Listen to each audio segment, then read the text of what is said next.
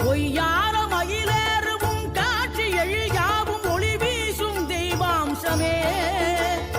பொய்யான என் வாழ்க்கை புவி மீது நிலையாக அருள் செய்ய வர வேணுமே நீ அருள் செய்ய வர வேணுமே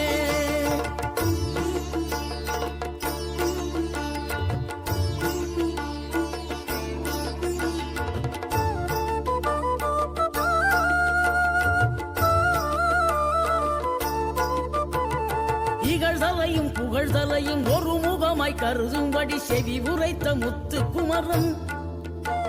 நீ வறுமையையும் வளமையையும் சமநிலையை உணரும்படி மதி கொடுத்த செல்வ குமரன் தடை நூறு